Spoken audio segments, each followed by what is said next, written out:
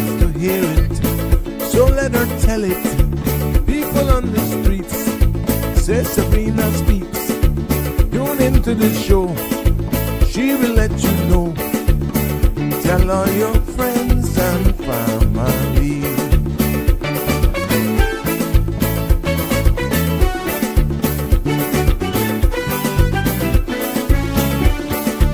Real talk is no joke. You get the news straight up from grassroots and concerns. You hear with some people gone. So tell all your friends to tune in to Good evening, Cayman. I'm Sabrina Turner, and welcome to Sabrina Speaks, your daily dose of clarity, truth, and community insights. Every weekday from 5 to 6:30 p.m., we're tackling the issues that affect you. From national headlines to grassroots concerns. Whether you're in traffic or winding down your day, this is your chance to hear it straight and speak your truth. So buckle up, Cayman. We're not holding back. This is the show. We gotta let you know. Now we got to go.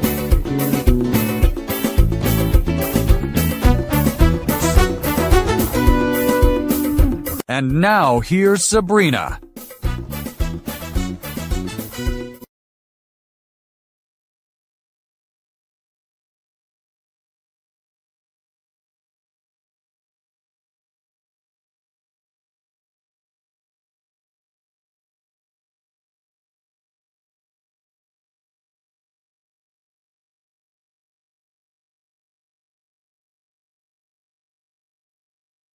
Good afternoon, Cayman Islands, and good morning to our global family. Yes, welcome to Sabrina Speaks. Yes, it is a pleasure to be back here with you on this Wednesday afternoon. We know it's morning in another country, definitely over there in Australia. It's a different day. And to our family over there in the UK, we know it's getting late in the night and we know that you stay up. We thank you for your support. It's good to have you with us every day, literally. Yes, today is hump day.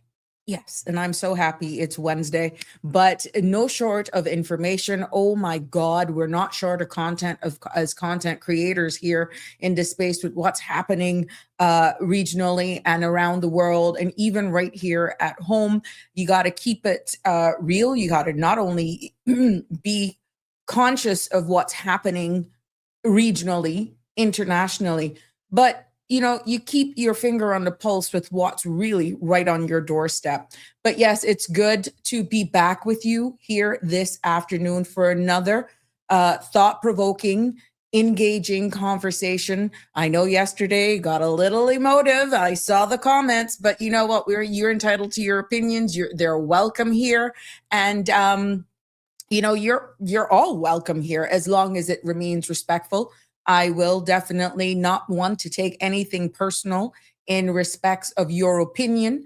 And the way in which I structure this show is based on research that I find, not taking one side or the other. It is objective, and I'm not clouded by political alliances or anything like that. This is all for information. But it's good to have all of you joining us for this episode of Sabrina Speaks, where we're voices of the islands, conversations for the world, and the podcast where voices rise, stories unfold, and inspiration definitely takes center stage.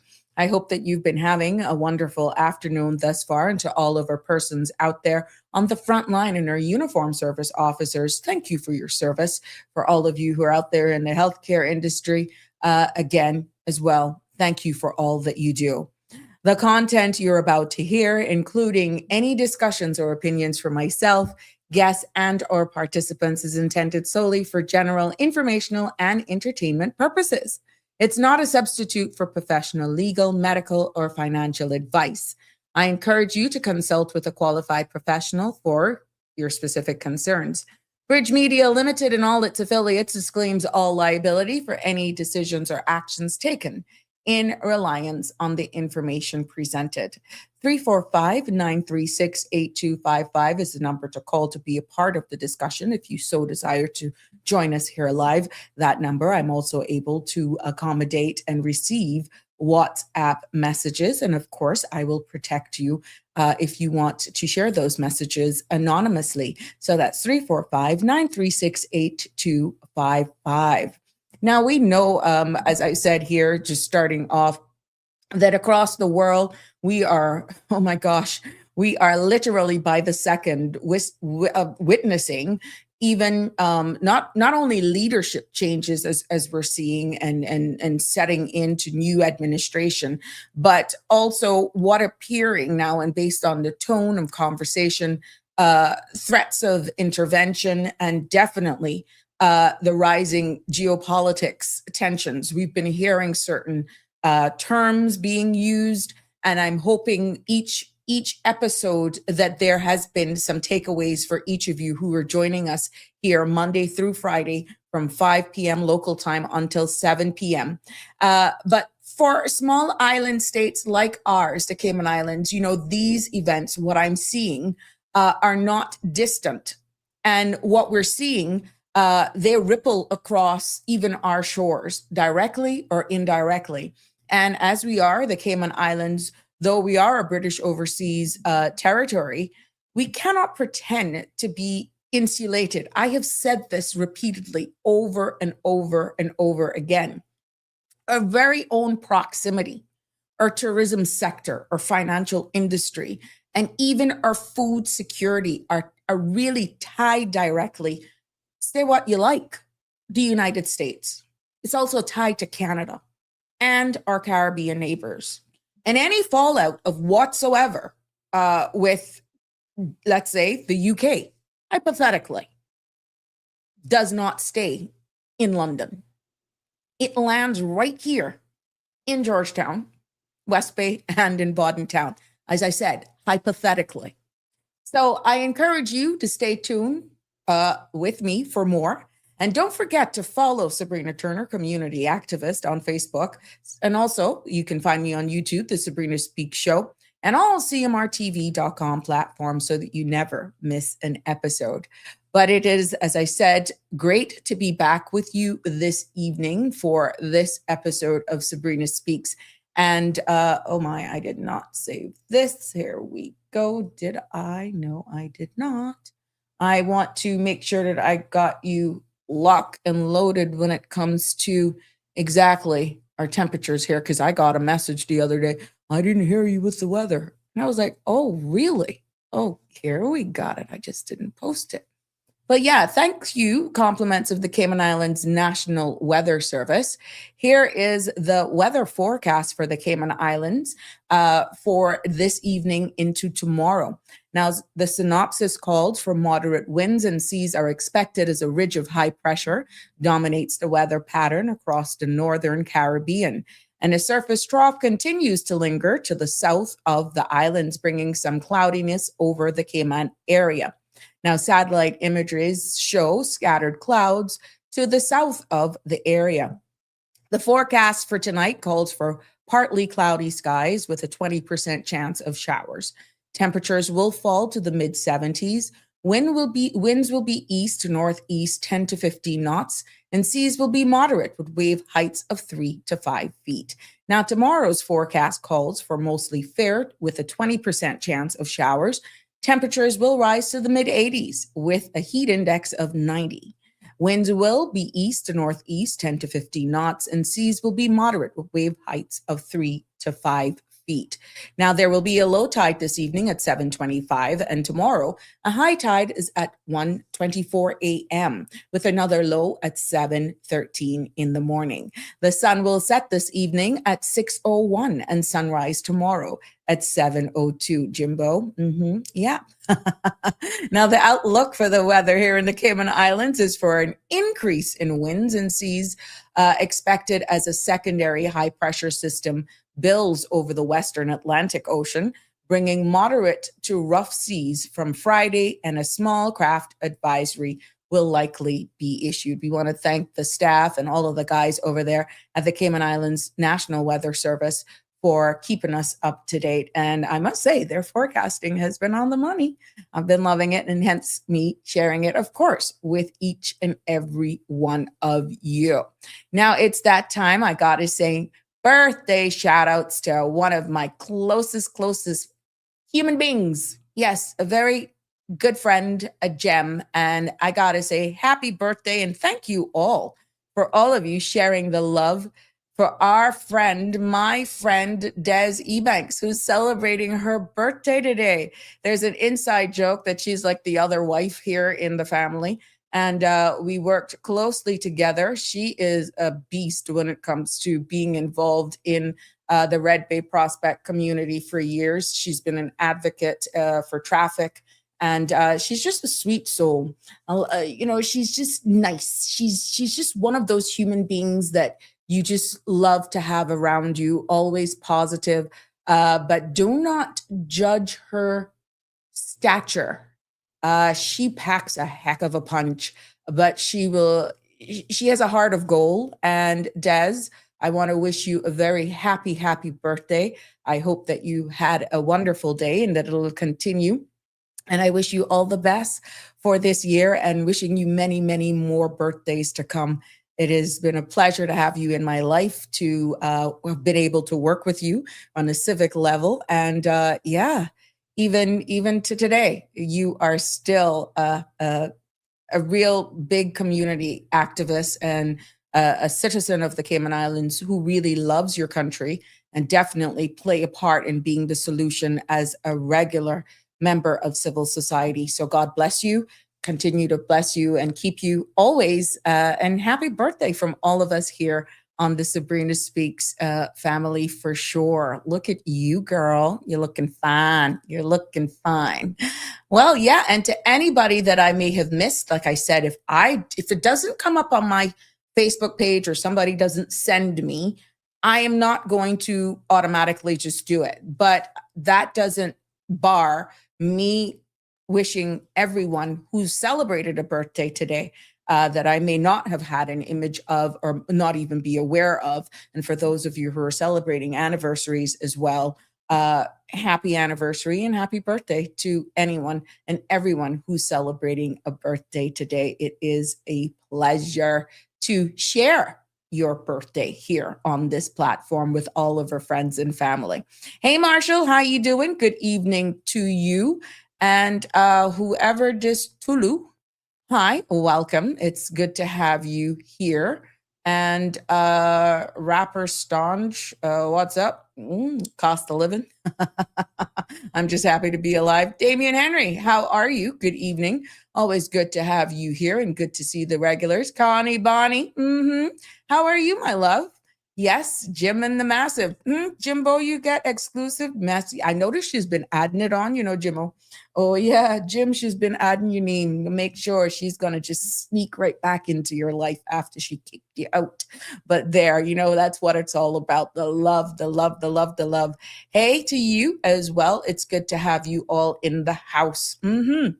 Now, we know we end at 7 because there are other content creators that are coming on. And as we build the CMR TV.com space, we try to get straight into it. But I do not want you to think that you're rushed. Your opinion matters, your comments, your feedback. Hi, look at my girl Iva's in the house. Oh, yeah.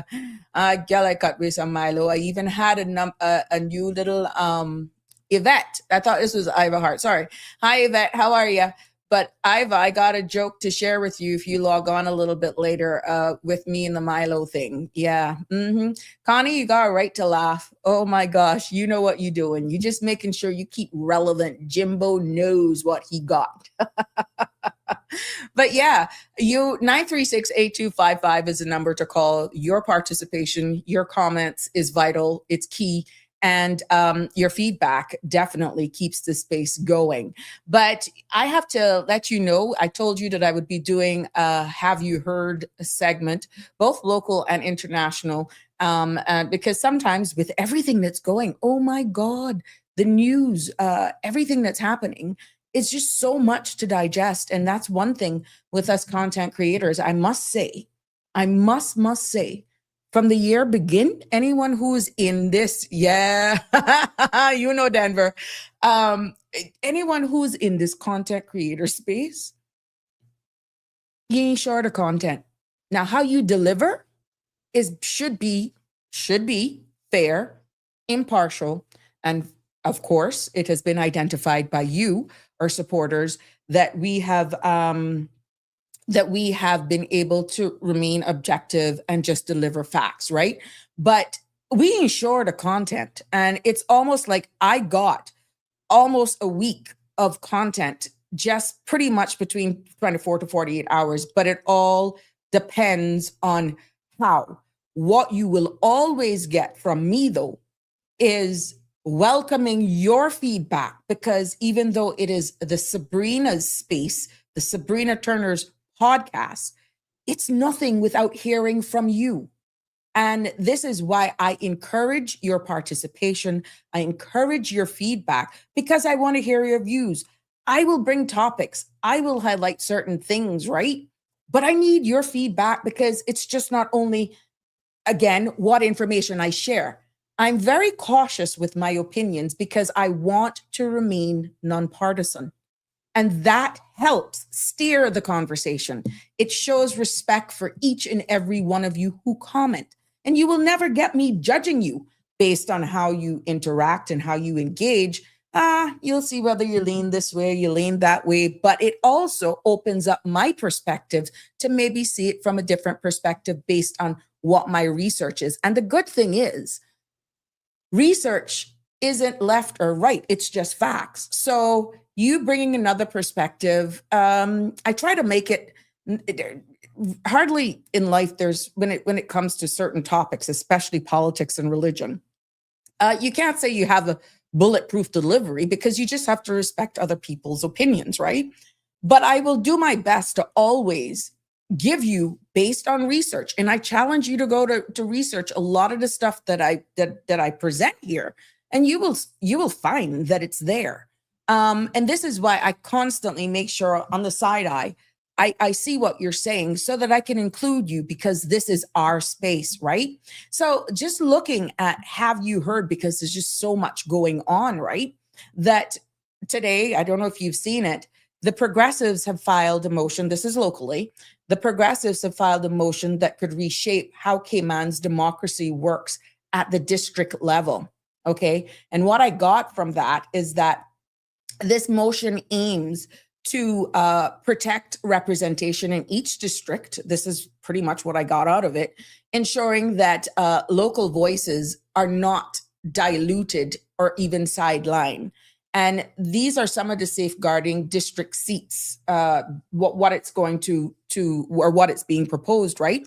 And this is about really keeping the balance of power, from what I'm getting from this, to the people rather than centralized. Now, I'm quite sure you will hear more about this when it's tabled on the next probably sitting of Parliament. And what it actually do is actually triggers this motion, will be triggering activating community councils. And what these councils would do is that they would give residents somewhat of a formal platform to raise concerns, possibly even shape policy and hold leaders accountable. And to be honest with you, it's also a move towards grassroots democracy, because you've heard it, but can you honestly say you're feeling it?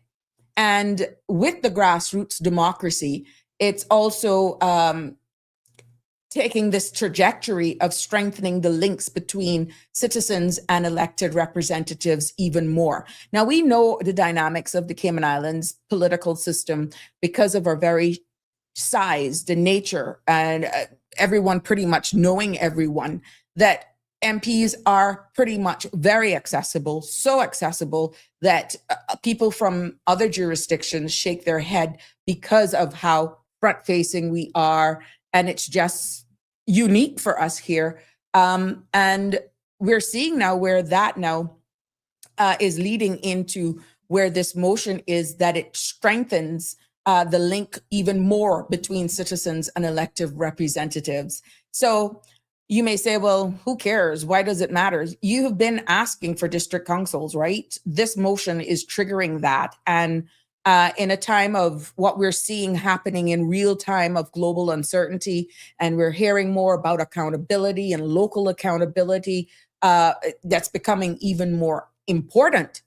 These district seats, as being proposed here, is envisaged or as proposed, which we will hear more from those who are tabling this, will actually safeguard representation is what is being proposed, while councils empower the communities at the district level, in this case, to speak up rather than to stay silent.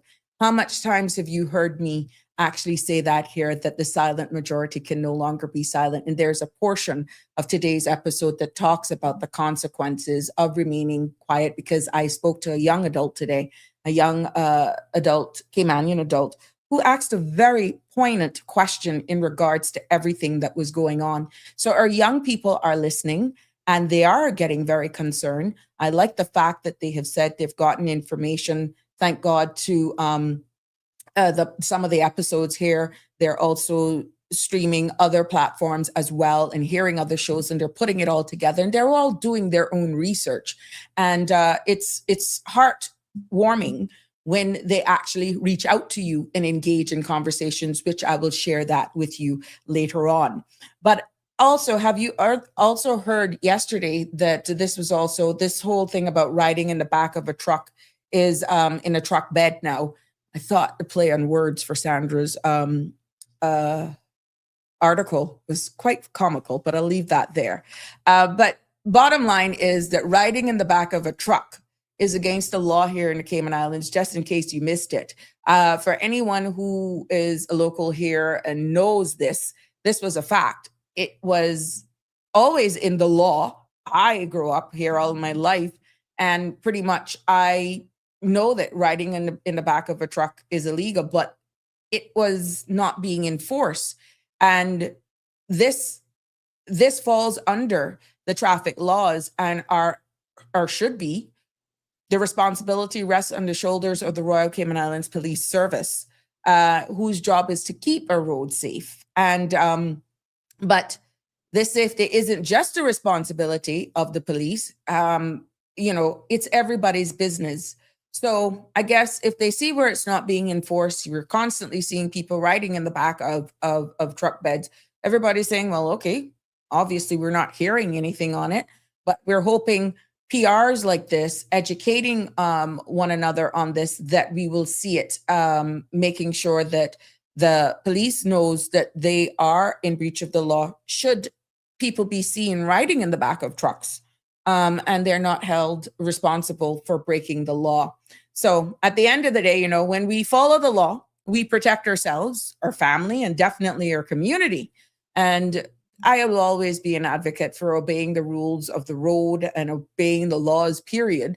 And when you're saying even obeying the laws, it's not a punishment, even though it's maybe cool. I know when you go looking for crabs and that sort of stuff, oh my God, yeah, that's fun.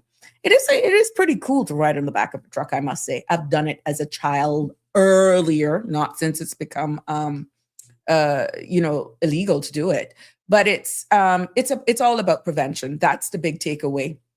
And we need to put value, because every life really matters and every voice counts in upholding that law. So I just thought it was important for me to also highlight that. But interesting play on words there on the CMR platform, definitely. Thank you so much, Denver, for acknowledging that. Yeah, like that, Milo, just like her. Shaka Zulu, how are ya? Good to see you here. Always good to have you in the house. Denver, perhaps the politicians are hearing Denny's cry for the people to stand up and let their voices heard. Maybe I'm hoping that they are. I know one thing for sure, Mr. Douglas. They listen. Every one of them listen. They either have somebody else listening for them, but eventually they do get feedback from all of the platforms. That's why they have comms. That's why they have PAs or persons watching out over them. And if there's a topic that comes up to a specific ministry, it will be smart, because this is where they actually can get and hear the voice of the people. And it's worse if they're not having quarterly meetings in their constituencies, or however, in whatever format they want to do it in. How are they going to know the pulse of the people? And this is what happens, unfortunately, when people says, well, oh, it's during the campaign season, I was hearing from you, there were all these meetings, yada, yada. Campaigning is totally different than after an election, okay?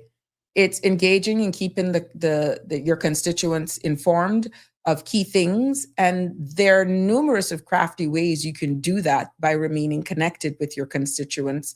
And one of those places is, listening and coming on platforms such as this, and other platforms. And of course, engaging with those who have elected you. Now, there's also international. Now, let's look at the international scene of things. Of have you heard Australia's 2026? Yes, I'm going there. Australia's 2026 reset of its work permit system. So it looks like everybody, my love, is doing immigration reform. But even Australia 2026 has restructured or reset its work permit system. And it's all about raising the bar there in Australia. And when you look at the old rules versus what now they have in effect, they allow multiple overlapping visas. Lower salary thresholds are being addressed under the old rules, and uneven state targeting as well. Whereas with the new revision for 2026, the new rules consolidates more in a bespoke package, visas into skills in demand framework. That's interesting. And it also shows raises in salary floors, like minimum wage, which we saw here. And it even sharpens state priorities. So even impacts on international students, creating pathways for clearer, but also stricter pathways as well. So at the end of the day, when you look at what is new, they are consolidating into a streamlined skill demand framework, which means they have compiled a lot of data for years, which clears the streams of high skill essentials for and regional workers. So they got their hand on the pulse on what their demands are. And when you look at where employer sponsor foreign workers, in comparison to what was in effect, where employers could sponsor workers with variable processing times and inconsistent criterias for demanding these foreign workers. Under these new rules, now these employers, they have a sponsorship that is more simplified and it's more standard because it was a bit haphazard.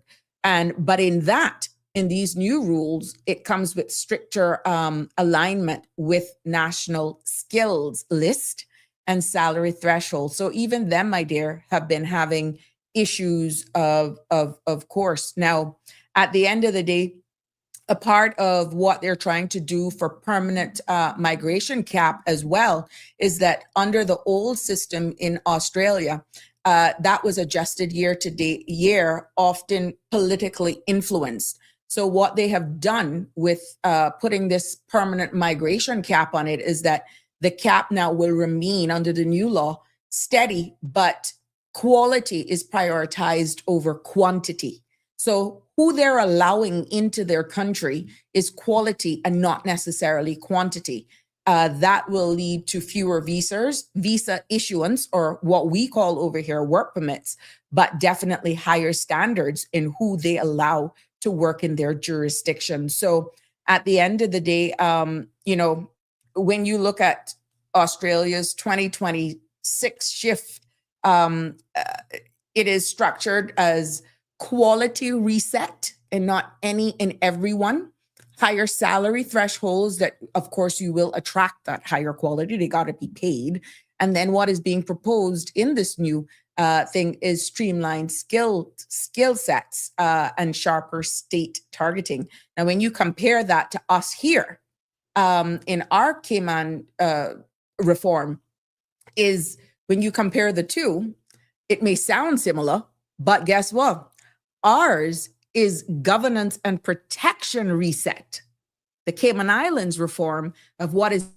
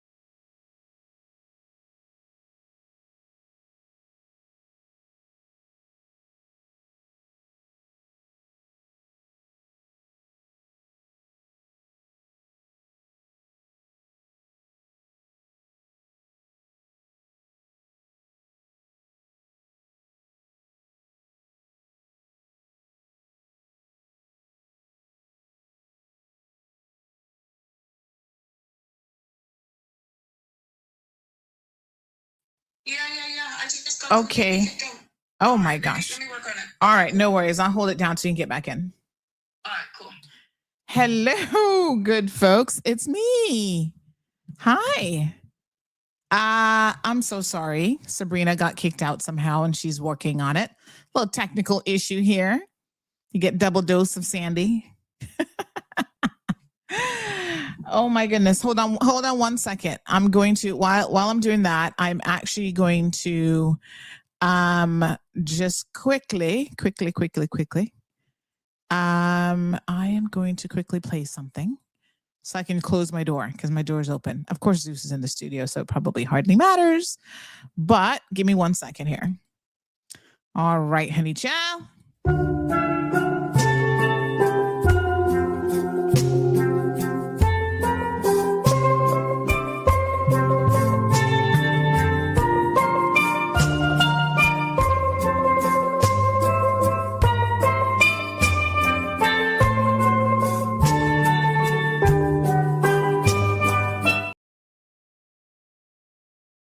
Okay. Yes. I'm going to hold it down so she can jump back in. How's everybody doing? Everybody had a good day? Hello. Hi. I see you. Who do we have here? Shaka Zulu. Big up yourself. Honey child. How you doing? You good? Awesome. We got pleasant surprise. He says pleasant surprise. Oh, yeah. Here I am. My lights are not on or anything. There. If I turn on my lights, it makes a huge difference. Hold on. I got one more light. Oh my goodness. There we go. And let there be light. So I was just I did school pickup early today, and look at what I was doing. Let me show you guys what I was just working on. You know, I'm always working on something. So here is the first that I'm aware of. Legal. Oh, I'm going to take off her background. Hold on.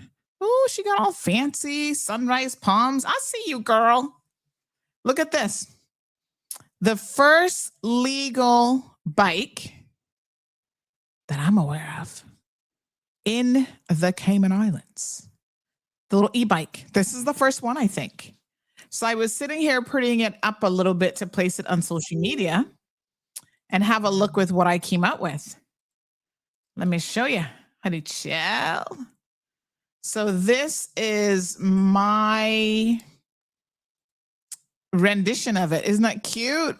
We are legal. Look at that. It says it on the license plate. So I'm going to post this up as a little social media post to show all of you that it can be done.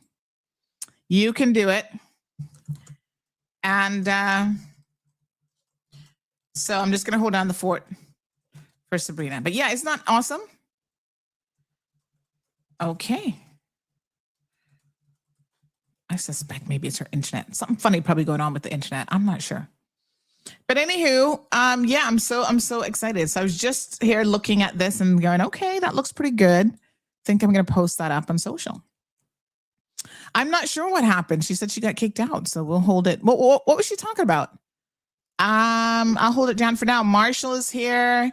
Damien. What? Big up yourself, Damien. We got Irvelyn in the house, of course. Where's Jim? Is Jim here? Oh, there you are. Jim's like, hello. I love that. Let them and let me. Oh my God. I was listening to this thing. Is this what Sabrina was talking about? I don't even know. This woman got shot in the States. Did you guys see this? I was looking at the video of it all go down, and I must say I am flabbergasted. Oh my God, America, fix yourself. This is a hot mess and then some. Oh, I don't like this. This is not good. This is not what immigration enforcement is supposed to be about. Oh, no. Did you guys see the video? Did Sabrina show you the video? All right, let me show you the video. They shot multiple times. I think we just posted something up as well. The mayor of Minneapolis is pissed off. Good thing we not on radio, honey child, because he was like, you guys need to get the fuck out of Minneapolis. I was like, the mayor? He is not happy. Look at this. Went down. Your discretion advised. Oh my God. So she was there with the car. This can't be enough for somebody over. Like she was kind of pulling her car in the front. And they told her to get out of the car. And she said no. She's trying to drive off. And then you shoot the woman? Come on. God! This is not what you do. What the You just what the did you do? Oh my God. This is so horrific. My heart. You are criminals! No way. Apparently she was shot. You! 37-year-old woman. Shame! Shame! Seriously. Shame! They have to cover their faces because they can't even. They're so shameful that they can't even people see who they are. This is out of control, America. Shame is right. Oh my God. So the mayor, Jacob Frey, denounced the surge of federal officers at a news conference that he held. Sabrina, I see you. I'm going to give you back your show, girl. And look at what he had to say when he denounced this act, because this is next level crazy. He did not mince his words. Oh my God. Hold on. And you saw is not a drill, and it is not proper. Oh no, sorry. That's not the video. I'm like, what the hell is this? Hold on.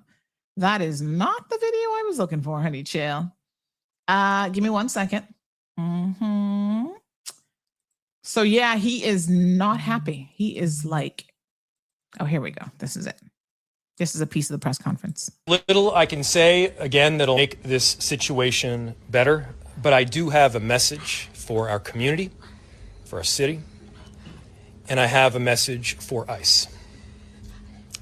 To ICE, get the fuck out of Minneapolis. We do not want you here. Your stated reason for being in this city is to create some kind of safety, and you are doing exactly the opposite. People are being hurt.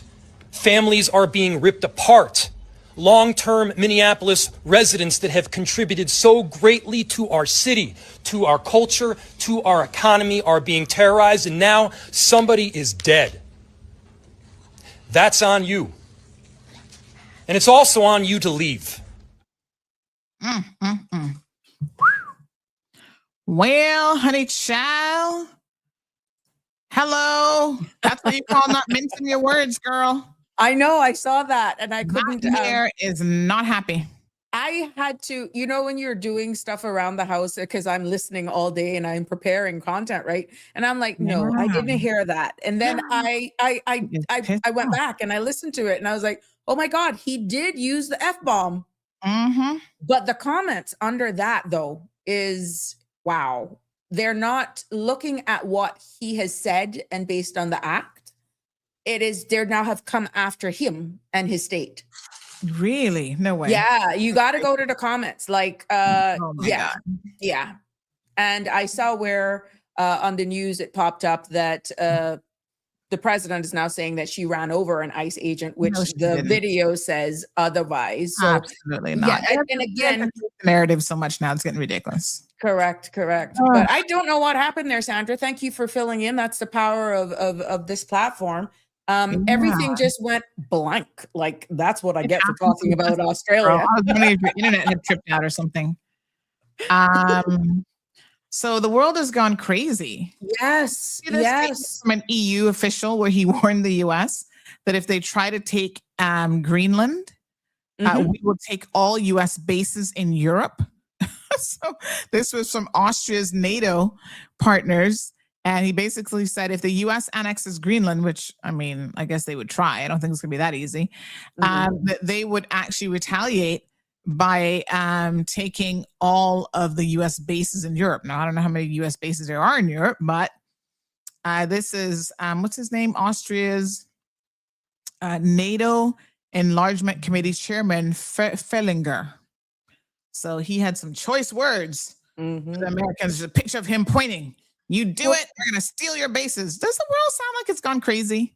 Well, I think Hopefully for in us, 2026 it'll be better. the world, we used to hear that, Oh but my it was God. more on the other part of the world. Now we're feeling it. It's like the Western Hemisphere and the geopolitical climate is just suddenly changed. And that was a part of some of the discussion that I was going into, because I heard our great friend Danny there was asking, who would you like to be under if it was a powerhead? Would it be China or the US?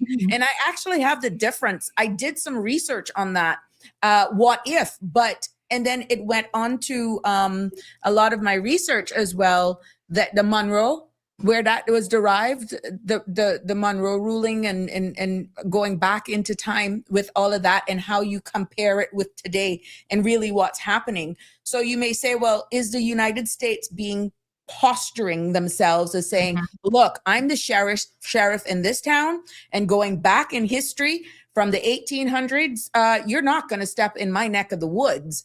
But it's a different time now, because we've had other regional jurisdictions that have actually done business and partnered with other countries that is not necessarily friends of the United States now. And it's becoming a problem for small island development jurisdictions, which puts all of us at risk. And Sandra, in previous episodes of Sabrina Speak, I said the very nature of where the Cayman Islands is geographically located, proximity matters.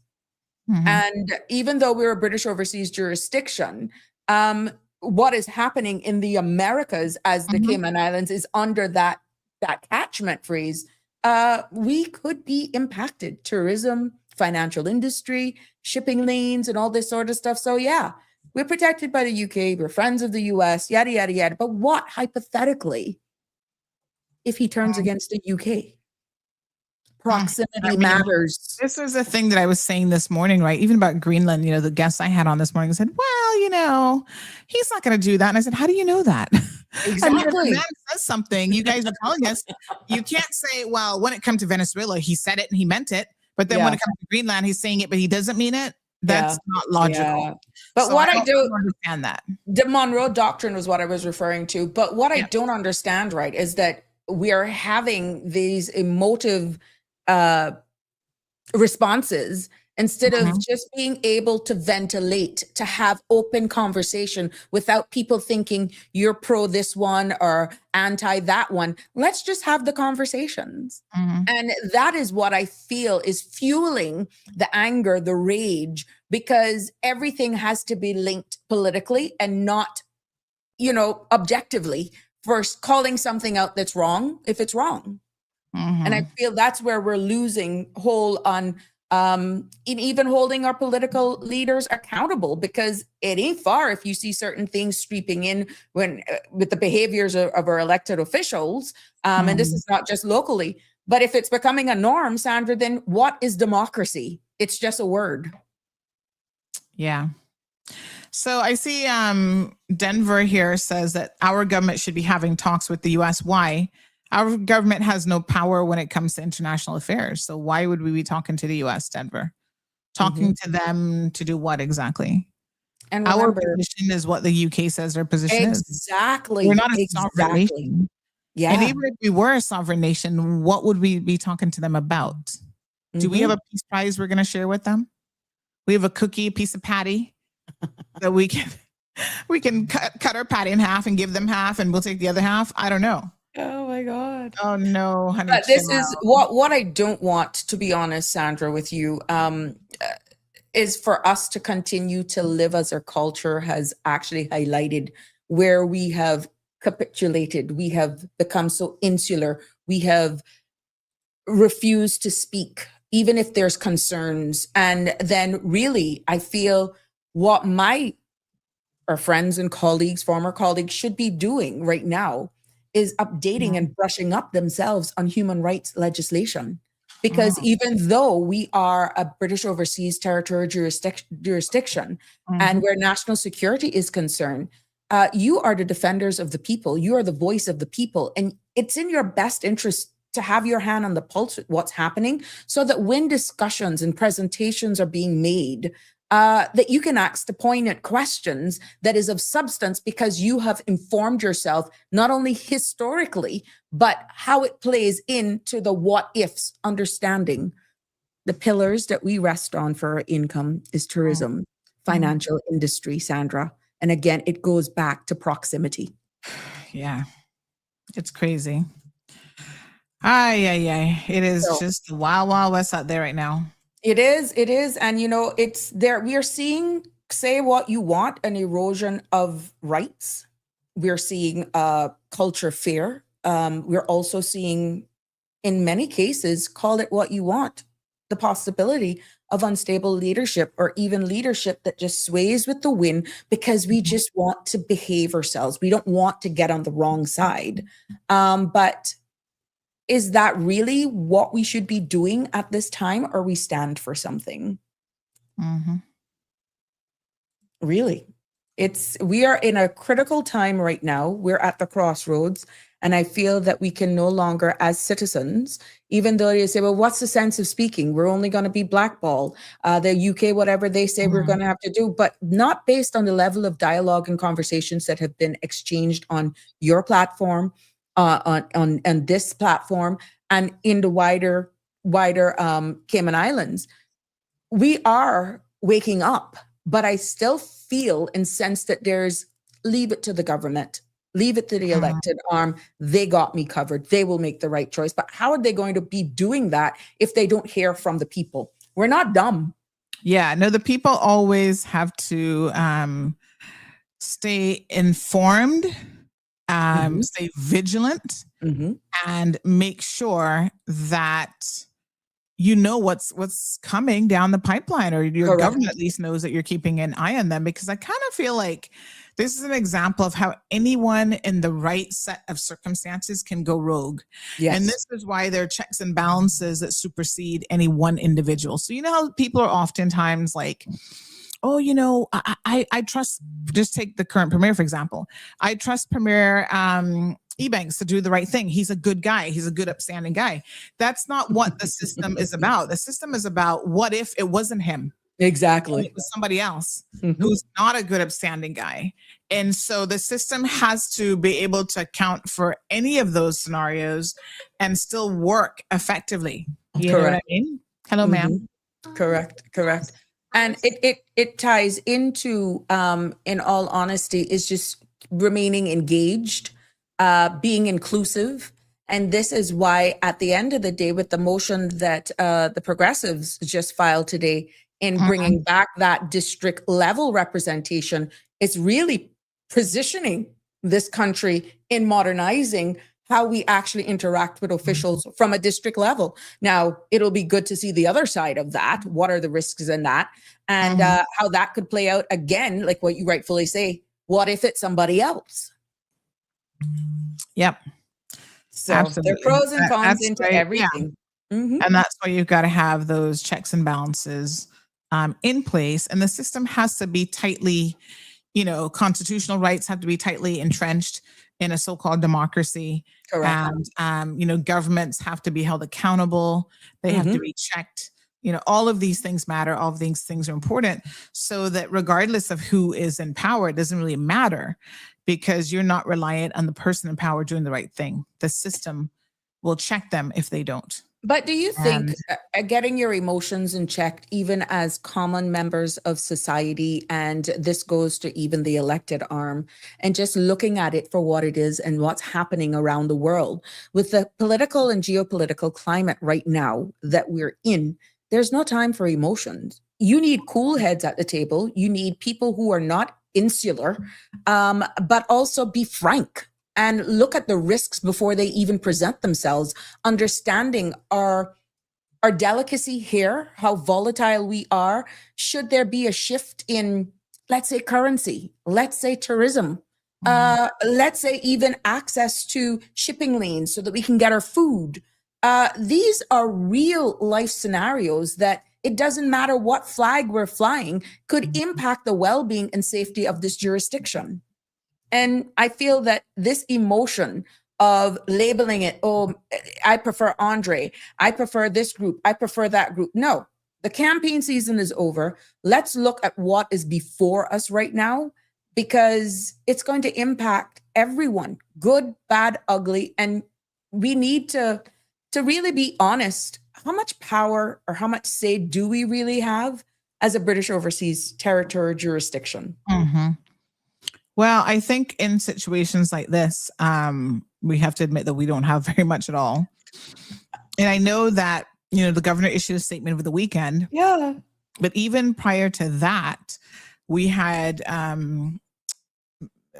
MP Brian the week before, when things kind of start to escalate with Venezuela, request an actual position from the government. So he did send them an email. And basically they were like, oh, we'll wait on the FCO to get back to us.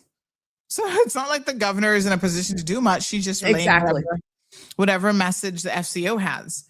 And so that didn't really give me a whole lot of faith, to be honest. But I was just like, okay. There was a lot said, but a lot not said, because there's a lot that she can't say, because she, at the end of the day. Yeah. So this was back in pre-Christmas that request was made. And basically it was kind of like, yeah. But what are you going to do? Exactly.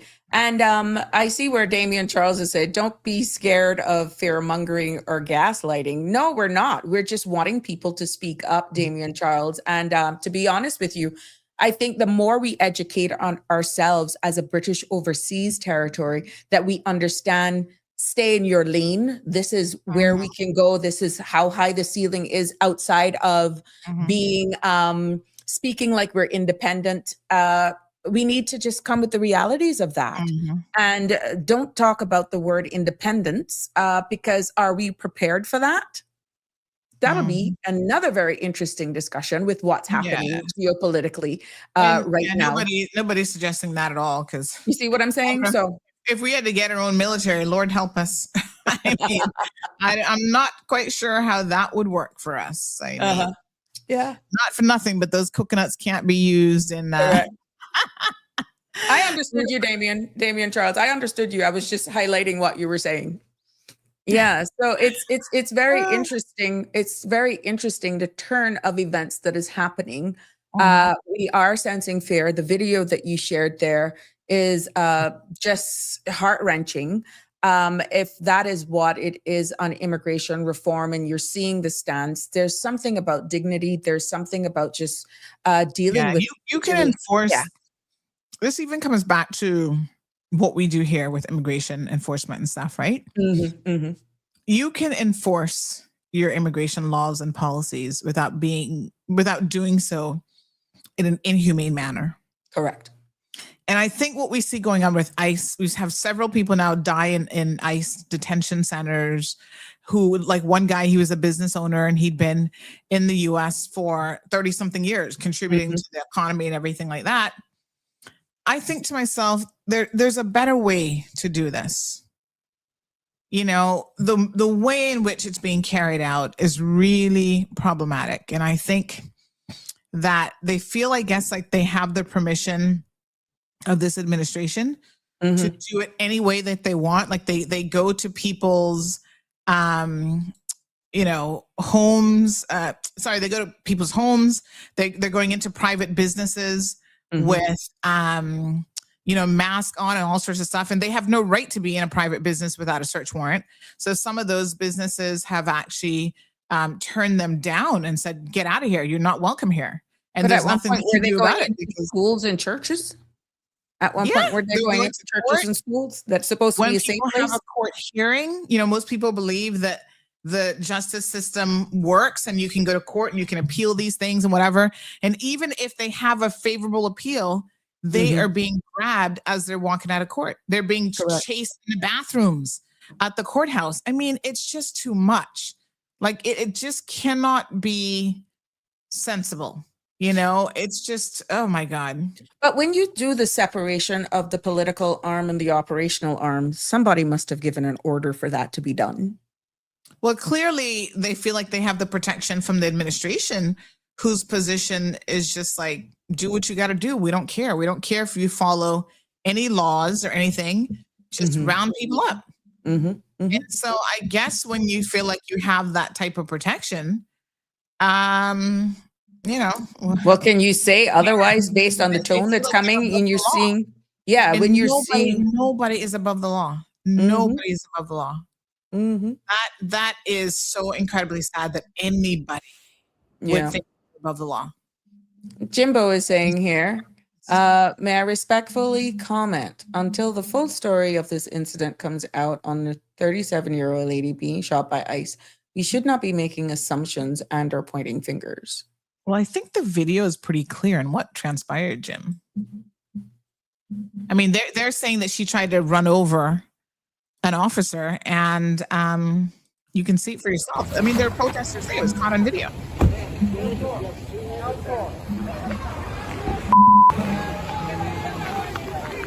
don't just shoot an unarmed woman through a windshield.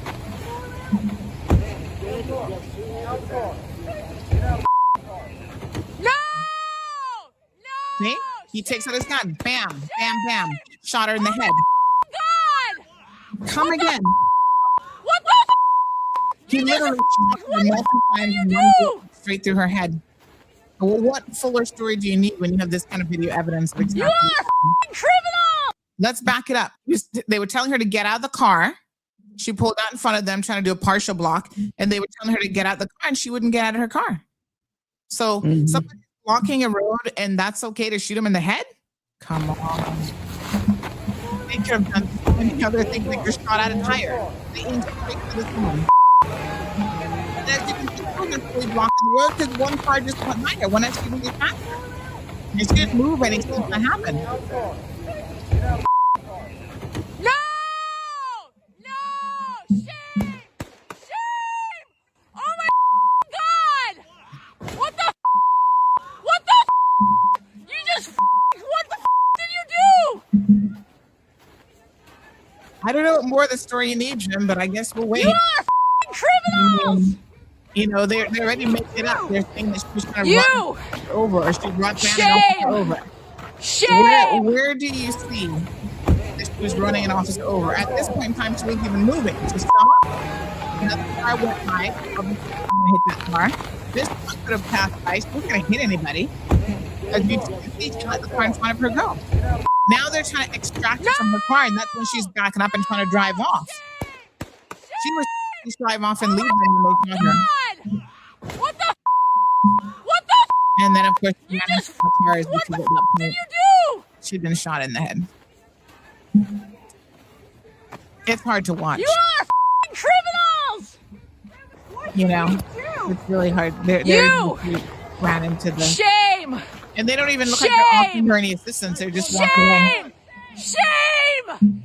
They just walk away Shame! like they don't even care. Shame! They're not Shame! even rendering this woman any assistance. Shame! He's going back to his car to take off and leave. See? And go get somebody else. He doesn't even care. This is so absolutely inhumane. I cannot believe it. It's horrible. This has gotten millions of plays around the world because I've heard it over and over all day being played on TV. And at the end of the day, what could happen with that if it's used as evidence? Because now, of course, the world is making a judgment, as Jim is trying to say, let's get the facts. I don't know, just that portion of that clipping. And as Keith said, he did not have to shoot her. That was murder. You know, I guess we just have to wait and see. But with everyone now, Sandra, to be honest, even questioning what news outlet, whether or not you can go by, let's say, one media house versus another media house because they switch the narrative to fit their political alliance. Is media really what it used to be, unobjective and just the facts and just putting your personal opinions aside anymore? Are you feeling that's why people are questioning everything so much? Well, I mean, I think at the end of the day, It depends on what kind of media you're talking about, you know? And there are media houses who make it very, very clear What that who they're aligned to. yeah, that they have a position, you know, and I guess if you know what the position is, you know what the position is. Guess who's calling? Our friend. Who's that? Good evening, sir. You're live on Sabrina Speaks. What's on your mind? So is it a 2-for-1 today? Let me tell you, you got a bundle today. You got a bundle today. Well, you're on a pretty somber note at the moment. Yeah. I watched the video and you know, I have two things I want to say about this. I think what he did was wrong. I don't think you'd kill someone for that reason. But to the individuals who are thinking about opposing ICE officers, here's my advice to you. You know their mindset. Do not put yourself in that situation. It's better that you try to resolve it by getting together, taking the matter to court or whatever to say, look, hey, you guys are a bit too trigger happy. Do something, but going out and just like trying to take on officers, I personally wouldn't do that.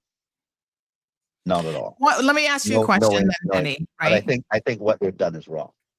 Yeah, let me ask you a question about not opposing them. So, for example, I'm not saying not to oppose them. I'm saying don't go out in the middle of the street and challenge them in person. Take it on legally through some legal process. But don't go and take the officer on. Let me ask you that question then, right? You know how I mentioned earlier that they're actually going into businesses, restaurants and stuff and trying to do that sort of thing in a restaurant, which is owned by someone. And a lot of those restaurant owners have said, you got to get out of here. We don't want you doing this in here. You have no legal authority to do so. You don't have a warrant. You can't do it. Are you saying that even in that situation, those business owners shouldn't stand up and say, leave to the ICE agents? Or are you just saying like something like this, where they're on a public street, not to protest? Well, like how far does, I'm trying to understand what the perimeters of what you've just said, like how far do you think? I like that question. Every entity, whether it's a business or whether it's an individual, is subject to the law. And if I'm understanding what they're saying correctly, it would go something like this. It's a crime to enter a country illegally.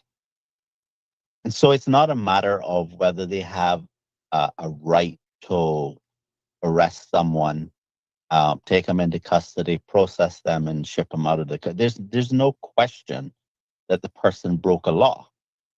No, but that's not necessarily true because they're arresting American citizens even. So there's an assumption that who they're arresting it because they may have broken a law. They've actually arrested people who legally could be in the US. So that's an assumption that you've made that they're acting lawfully and they're not.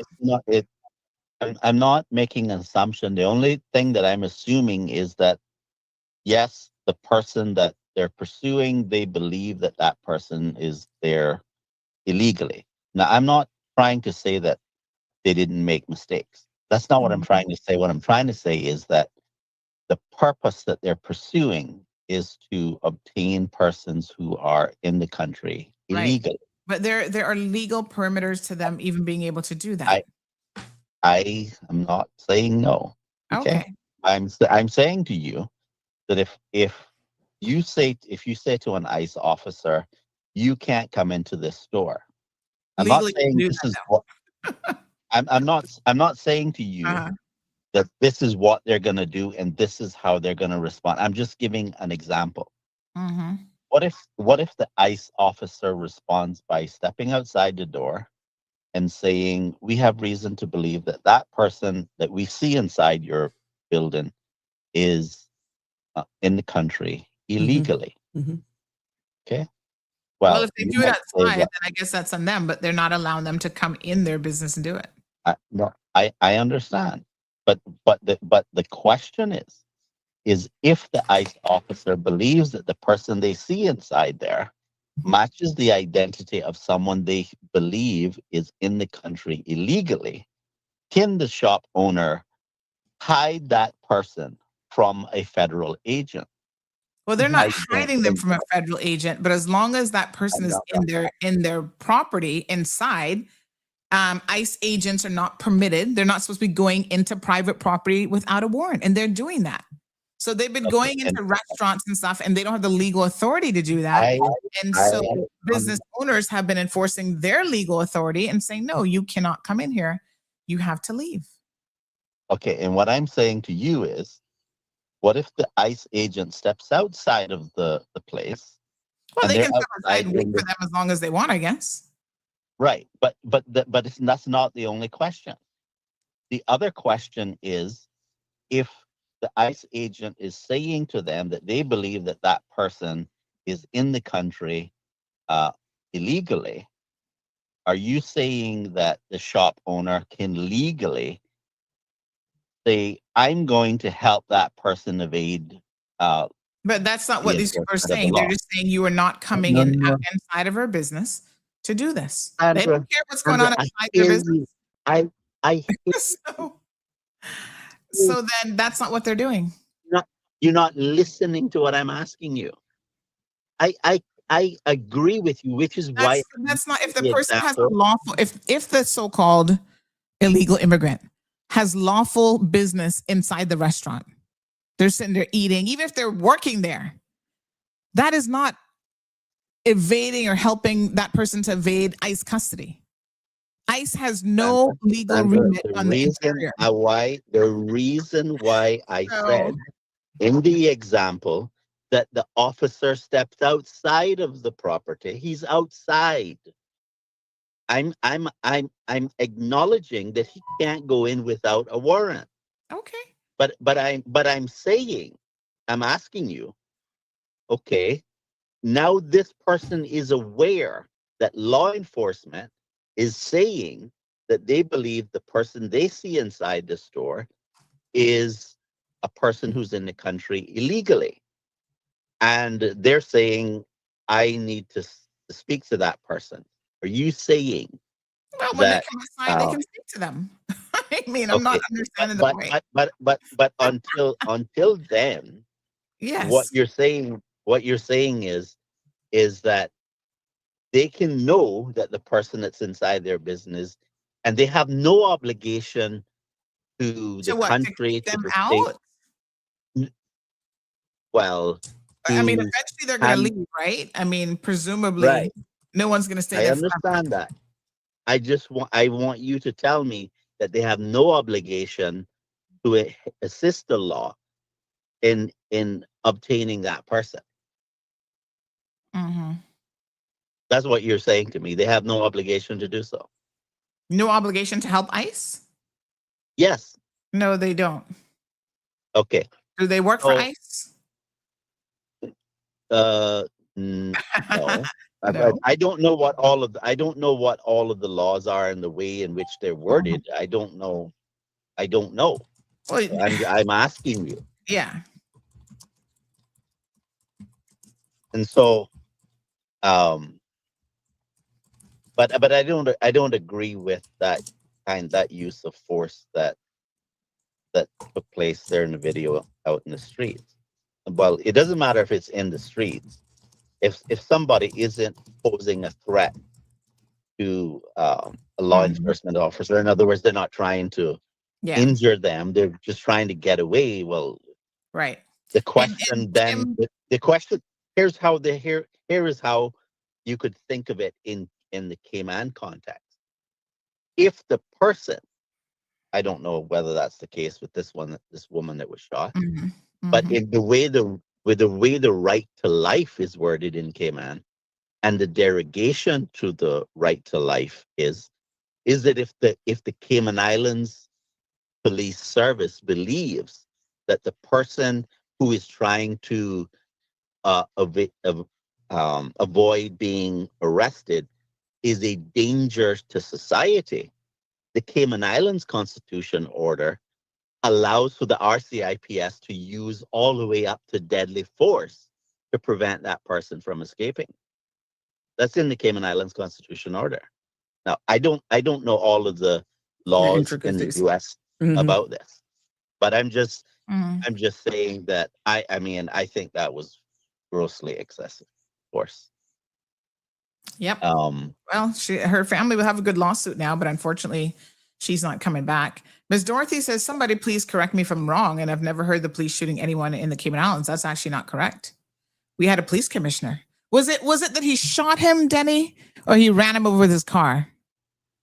Ran him over with his car. Ran him over with his car. Okay. Yeah, Dorothy. He pinned him against the fence. They have shot people, though. There was a guy that they shot who was a criminal, allegedly, and he was trying to get away. And I think in the act of him trying to get away is when he got shot, as I recall.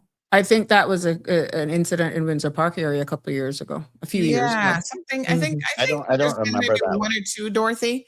It's probably not wide, obviously, because most of our officers don't even carry guns. But there was some kind of operation. I know of an incident where someone was trying to escape the police. I think it was on North Church Street, and the police officer shot out the tire on the car to try to prevent the person from getting away, and lost his job. And they shot the tire. He shot the tire. And Kim says, why couldn't he have just shot at the tire? That's what I said earlier, Kim. I think there was... Yeah, but here he was fired. Right. Yeah. Do you guys want an exclusive? Before I go, I'm going to let Sabrina take over because I'm on mommy duty now, so I got to give somebody some work and other stuff to do. But I thought you'd enjoy this little exclusive video. Remember Mikey, the Caymanian that was in ICE custody? Here's an update. Everybody, I'm driving, so I can't really look at the camera, and it's probably bad. But I just got a call from our lawyer, and my husband's case has been reopened. So I am very, very excited to... At the next traffic lights, turn right. Sorry. I'm very excited to get a call from my husband so I could tell him the good news. I am so grateful to everybody. We're not out of the woods yet, but this is a major hurdle. So I just literally got off the phone with my lawyer. They said that the judge looked at his case, reopened his case.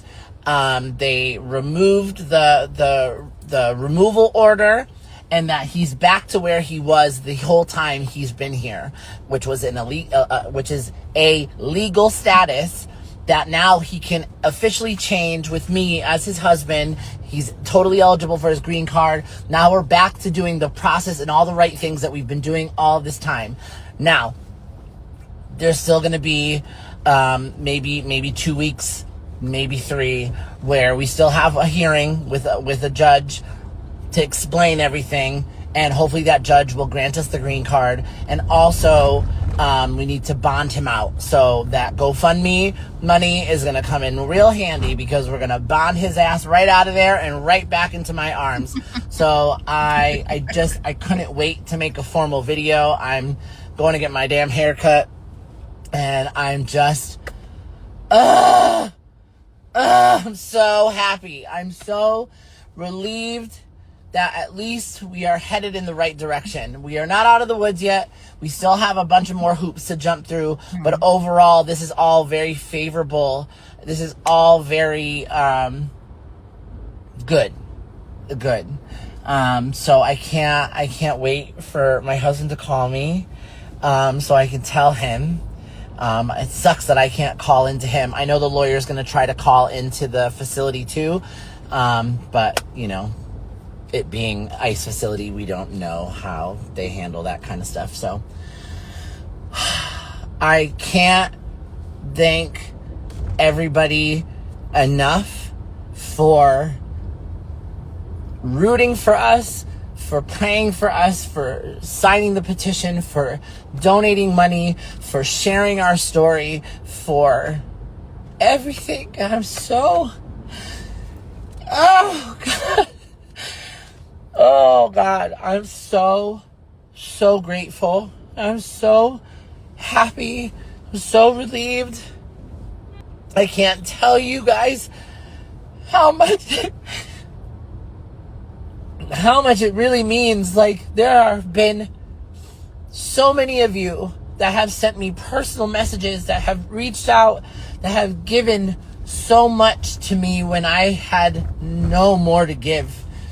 And this is just the most, we were saying today is day 44 that he is in the facility. And I was on the phone with my pastor, Reverend Amanda, this morning. So that gives you an idea. Obviously, you know, people are relieved. This is but one story. This is someone that we know. So I don't know. It's just, I mean, I feel like, you know, someone who lived in the US for 15 years, you know what the laws are. In my case, I went there as a child, and I know that my aunt got legal advice and she did things the right way. I can't imagine living in an environment where you have done things the right way and you still feel like you could be arrested and detained at any minute. Like, you've got your papers, you've got your documentation, and you can still be arrested and detained at any minute. And it's got to be like, I can tell you now, if I were still there in this situation, like surrounded by all of this, and I was a green card holder, for example, or even, you know, because they are picking up American citizens as well, because, oh, you weren't born here. I'm pretty sure I would leave that country, because, you know, I actually have an option of coming to another country. So many people come here. This is a beautiful place. And I can never condone this type of behavior, the way in which, you know, you almost feel like I don't know what life was like with during World War II, when the Germans would go around picking people up. Yes, obviously they were taking them to gas chambers, and I'm not comparing that part of it. But the type of fear that people are living in, the type of even relief that this guy is getting after, you know, Mikey has been in detention for over 45 days, it's just I couldn't imagine living with that constant type of stress in your life. Like, that's got to be really, really hard and really, really difficult. Right. So for the record, the gentleman is not Mikey. That's the husband. No, this is Mikey's husband, right? So Mikey's still in custody, but he's saying it sounds like they're getting closer now. And Mikey claims that he didn't, you know, do anything wrong, and that they notified him of a date that he never got notification of and he didn't know anything about. So what could have been a clerical error has now meant that this man has been in custody for 45 days. And these places where they have them housed in custody are not nice places at all. So listen, unless you've been in this situation and you've been in somebody else's country, the fear that people must be having is real. I mean, I had a little bit of it as an adult, like, oh my God, I got to make sure I'm doing things right. I got to be compliant. And, you know, if I'm no longer a student, when I finish university, like, how long do I have to leave? And this was way back in the 90s. There's nothing like what's going on now happening. But even if they were being sent back, for example, because we've got breaking news here, you posted it to your own country. You see where Dominica and Antigua and Barbuda has agreed to receive asylum seekers. Now, hello. There's sent people to Africa, to countries that they have never been to, that they know nothing about. Why would I want to go and be in some foreign country where I don't speak the language and they don't have the same types of human rights protections, et cetera, et cetera? Like, it is such a bizarre thing to execute the law in this type of way. And I find it hard to understand how people think that this stuff is right.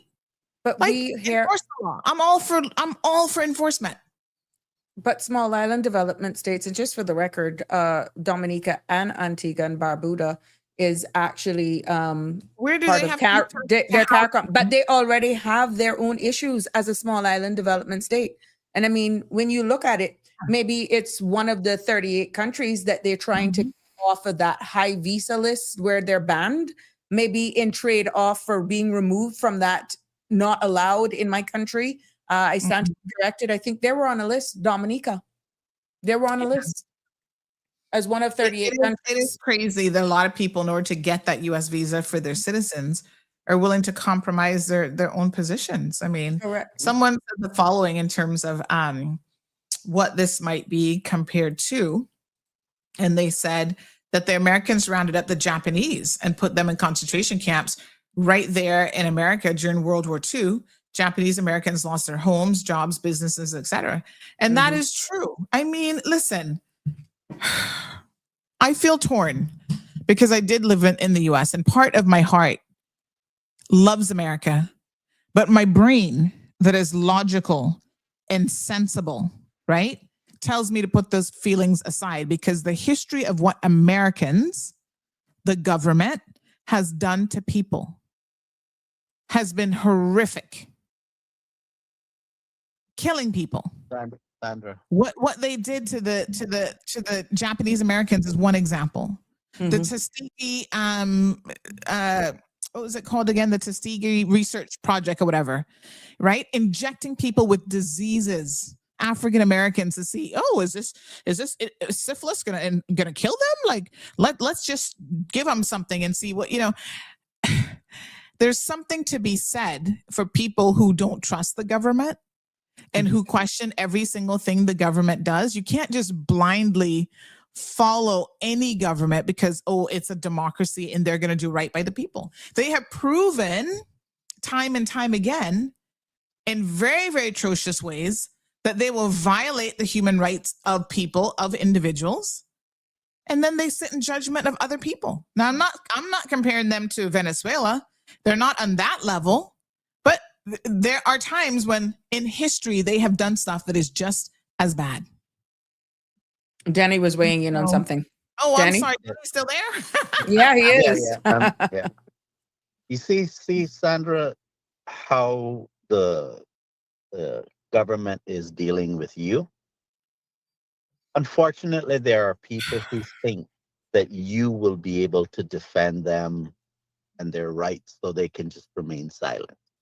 But that's not always going to be true, because situations will occur that you won't have standing. You can be sympathetic towards their situation, but unless they step forward individually, that'll determine whether anything is done at all.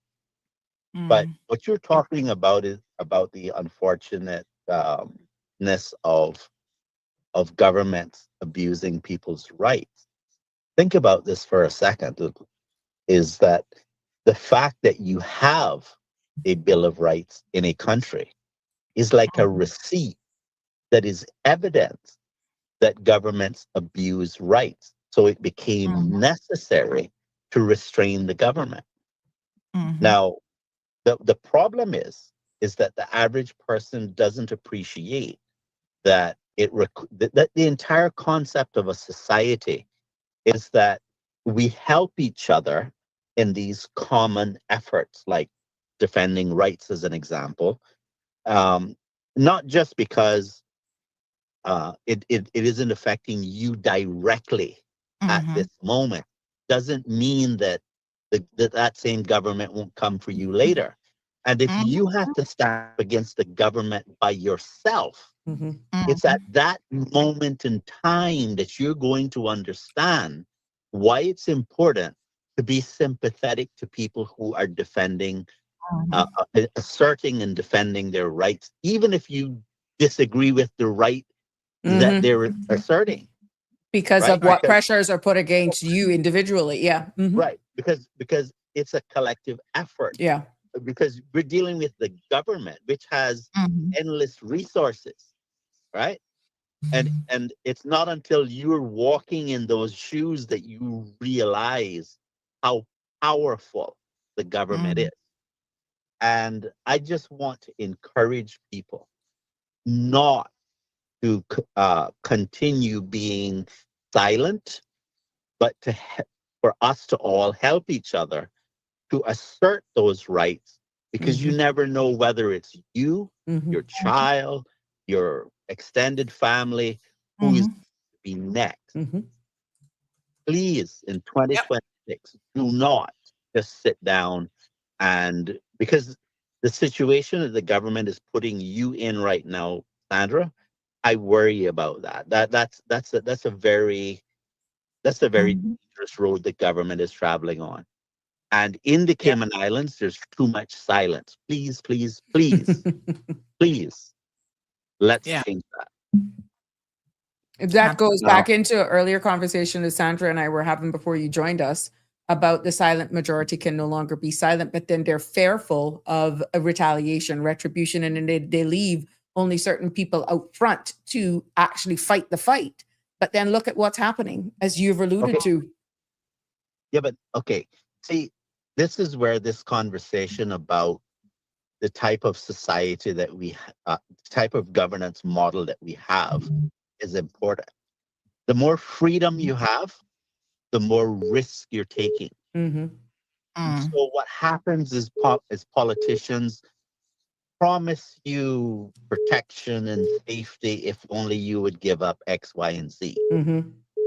But understand that the more you give up, the more you're becoming dependent.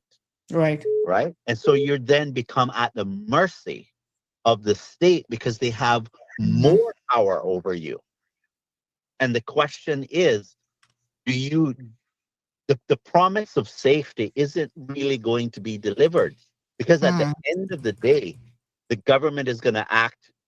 Usually, when I say government, I'm talking about usually the ones who are willing to do whatever is necessary to get elected. You're not talking about the most moral character. Okay. And so those persons are going to decide, well, what should I do? And I guarantee you, in the vast majority of the cases, they're going to act in their own interest and not in your interest. Let me put you on hold to merge this other caller. Good evening, caller. You're live. Danny, continue. And so we shouldn't be lulled into believing that somehow if we just, let the government do this and let the government do that, it would be okay. No, remember this. It was the government before Hitler that banned guns. Look at what happened when the next administration came in. They had no ability to resist an overwhelming force. Now, there were some Jews who fled into the hills and had an armed resistance for a few weeks. I think it was like 2 or 3 weeks or something like that. But that, having a few is no resistance. Yep. And I know you might think, well, that's not going to happen to us. Well, that's what every victim says. It's not going to happen to me. Well, leave us there because we're winding down. We got another caller on hold. All right, take care. Thank you so much. Good evening, caller. You're live on Sabrina Speaks. What's on your mind? Good evening, Auntie Sabrina. Hey, how are you? I'm okay. Is Sandra there with you still or no? Yes, you got a bundle today. We got to pay her for overtime. Yeah, she scooped in. I had technical issues, and she just kept it going for me. Well, I just wanted to say, in terms of kind of piggybacking off of what Denny was just talking about, what people need to remember is that it's the institutions that help us to preserve the decency within a democratic society, right? And they need our help as well. And you have to make them yours by acting on their behalf, because institutions don't just protect themselves. All right? So choose an institution you care about. In this case, we have our platform, our beloved platform, Cayman Marg Road, and take its side. You don't have to agree with everything Sandra says, but the fact that there's a platform offering alternative points of view, right, and that there seems to be an attack on this platform or the owner of this platform, right? People need to be very careful about defending institutions. I wanted to piggyback off of something that Denny said, right? We tend to assume that the institutions are going to automatically maintain themselves against even the most direct attacks. And I don't know if Denny said it already because I'm kind of late to class, so apologies, teacher, for being late to class. But on February 2nd of 1933, there was a leading newspaper for German Jews that published an editorial expressing a mislaid trust in the Nazi government. I just want to read to you that letter. Okay? This is an English translation of the letter. It reads, "We do not subscribe to the view that Mr. Hitler and his friends, now finally in possession of the power they have so long desired, will implement the proposals circulating in Nazi newspapers. They will not suddenly deprive German Jews of their constitutional rights, nor enclose them in ghettos, nor subject them to the jealous and murderous impulses of the mob. They cannot do this because a number of crucial factors hold powers in check, and they clearly do not want to go down that road. When one acts as a European power, the whole atmosphere tends towards ethical reflection upon one's better self and away from revisiting one's earlier oppositional posture." Now, that was the view of many reasonable people in 1933, just as it's the view of many reasonable people now. And the mistake is to assume that rulers who come into power through institutions can't change or destroy those very institutions, even when that is exactly what they have announced that they will do. Right? It took less than a year for the new Nazi order to consolidate. And by the end of 1933, Germany had become a one-party state in which all major institutions had been humbled. And that same November, the German authorities held the parliamentary elections without opposition and a referendum, all right, to confirm the new order. And then some of them same German Jews voted as the Nazi leaders wanted them to, in the hope that this gesture of loyalty were going to bind the new system to them. Now, we all know the results of that. What is it now? 1945, 80 years later? Yep. Right? So it's important that, you know, in order to, one of the lessons from the 20th century is that we defend our institutions, not the personalities. It's not about Sandra. It's not about, you know, whatever position, whoever sits in the seat. It's about the fact that this is a platform that that has spoken up to so many people in this country and so many people in not only in this country, in the region, right? And I think people need to this is the time when people need to get behind and not sit on their fingers like, oh, you know, Sandra will deal with it, or this person will deal with it, or, you know, well, we got freedom of speech in this country. They're not going to do anything. They're not going to do nothing. No. Now is the time to make your voices heard, and you need to embody that defense in everything you say and do when you're interacting with people. Thank you for that feedback, caller. Very inspiring, and hopefully the people will take that call, that heed. Good night. Good night, my dear. Yeah, I mean, history, you know, I think what happens a lot of times is, number one, none of us were, me, you, that caller, we were not alive during World War II. We don't understand how the rise to power happened with the Nazis.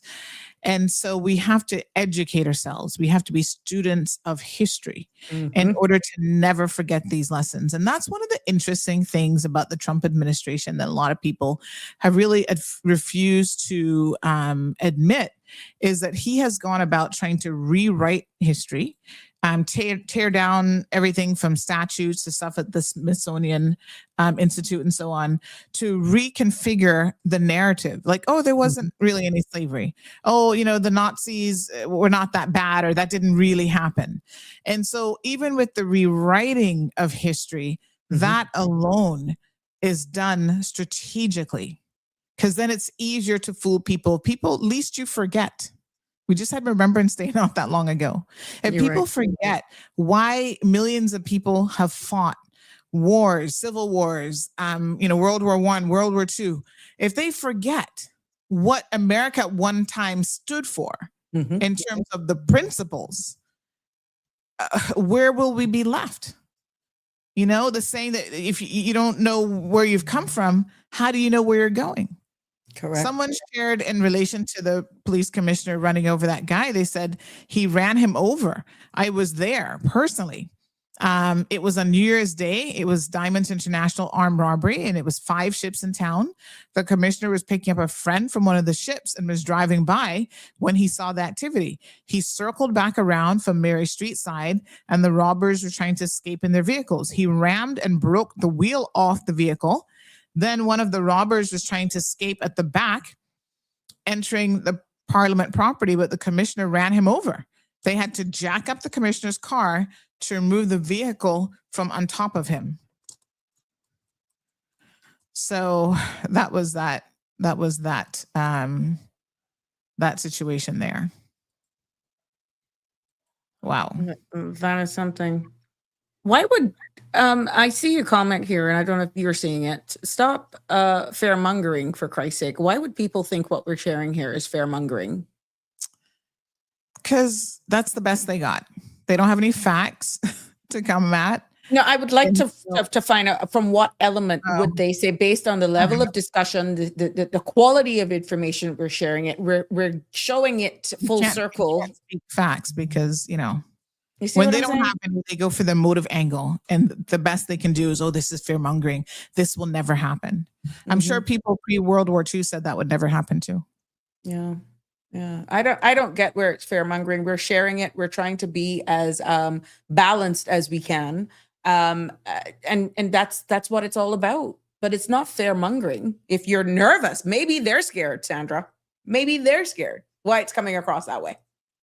Yeah, I mean, I don't know. I don't know what they're afraid of because, again, freedom of speech. Oh. You know, all of the negative speech that's out there, that's not fear mongering. When people get up and say, we're going to kill people, we're just going to kill them. We're just going to kill them. I don't see these same people saying, oh my God, well, why would anybody say that? Denny's calling back. I'm going to remind you, just give me 1 second here. I'm going to pull up this clip from President Clinton. What's his name? President Trump. Are declaring war against these cartels, and Congress is likely to approve of that process. Why not just ask for a declaration of war? Well, I don't think we're going to necessarily ask for a declaration of war. I think we're just going to kill people that are bringing drugs into our country. Okay? We're going to kill them. You know, they're going to be like dead. Okay? Yeah, you just kill people without any due process. That's okay. That's not fear mongering. That's okay. And then you're going to be dead. Yeah.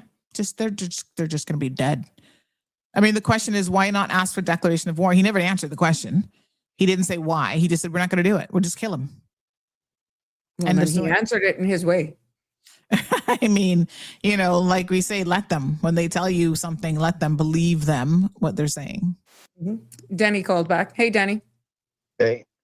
I would imagine that in a scenario where a person is highly biased towards a government, describe these kind of comments about what governments do as fear-mongering because it's advantageous to them.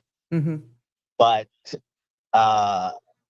it could be that the person is just ignorant of how governments actually behave, but I find that one hard to understand because, like I just said a few moments ago, the fact that we have a Bill of Rights that would need to tell the government not to interfere with a person's freedoms, obviously something had to happen in order for them to go to the trouble of creating that type of legislation, right? Because governments usually respond to events.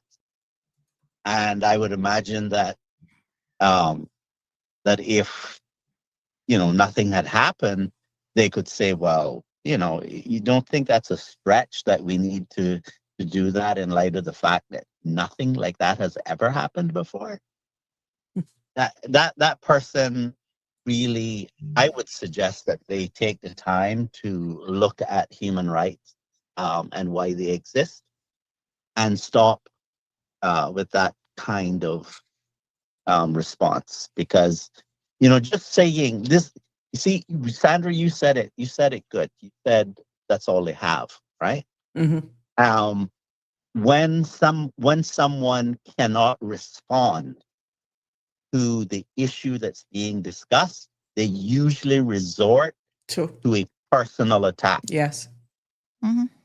That's not helpful. That's not good communication. It doesn't resolve issues. All it does is make you continue to believe that you're right, so you don't actually need to engage in conversation with such ignorant people making these comments, not considering that you yourself may learn something. See from a different perspective. Yeah.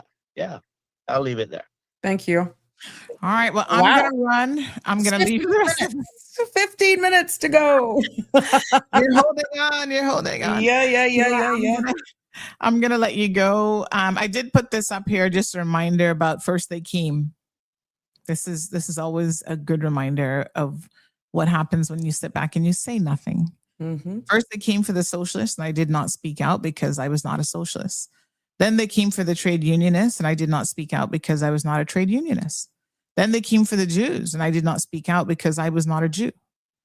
Then they came for me, and there was no one left to speak for me. Yep.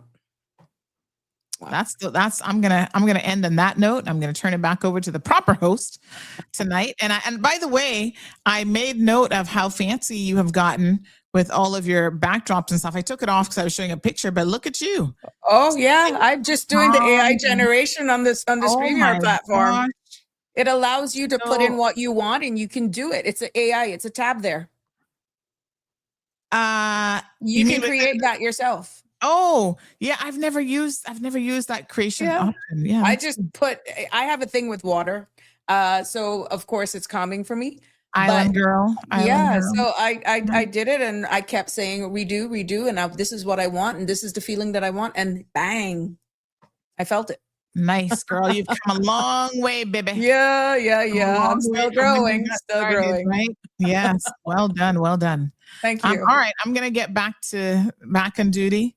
Okay. And, thank you so much. I'm going to be posting a new e-bike that is fully compliant to show people it's possible. You can get licensed, you can get insurance, you can get fully compliant. Yeah, I heard you said you were checking insurance companies to see. Yes, I've got some feedback. I'm hoping tomorrow I'll be in a position to actually publish it. So I have gotten a few responses in the new year, and I'm going to collate it and put it all together. Okay, good. So that'll be interesting for all those persons who depend on this as their mode of transport to just be compliant. Thank you so much. Absolutely. Have a good one. Right. Good night, everybody. Likewise. Good night. There we have it. We have almost 10 minutes to go. And my apologies for whatever happened. But I saw, and I did actually, somebody asked me when we were doing that I should go and research obstruction of ICE or something like that. There was a question that was posed. I actually went and grabbed it. Where is it? There we go. Let me put it up on the screen so you can see what is considered obstruction and what we said. And that was in that moment, what would be considered obstruction. And it says lying to ICE agents about someone's whereabouts. That's the action. And then you see the possible charges and then the notes to come along with it. And then another action of obstructing them is hiding undocumented individuals during an ICE raid, destroying immigration records or IDs, and physically resisting ICE arrest. You get it? And then you see here in another column in regards to the charges that would, if you're found breaking these laws of right here. So I'm just really answering that question that was posed. What would be considered blocking of ICE? And this is what, thanks to AI, came up with. And then the possible charges for lying to ICE agents is, these obstruction of their proceedings and harboring under these different U.S. sections and all the destruction of records and all that sort of stuff. So that's what I got. I hope that actually helps answer that question. Once I get the information, I definitely try to share it with you in real time based on your ask. But we mentioned in regards to some of these people who are, Keith, all right, thank you. Yes, thank her for holding it down as well. What drug cartels? They're fishermen just fishing. Damien, you're something else. Now is a vehicle considered to be a weapon? Well, indefinitely. Some people have been charged in the US for using vehicles, and we've seen where they have been used to go through crowds and kill innocent bystanders at public gatherings. So pretty much, yeah, at the end of the day. And going back to what we were saying in regards, and this is just a piece that I'm grabbing out of what I was supposed to deliver prior to those technical difficulties about Dominica and Antigua and Barbuda having agreed to receive asylum seekers from the United States. What was interesting is the fact that they're both CARICOM members.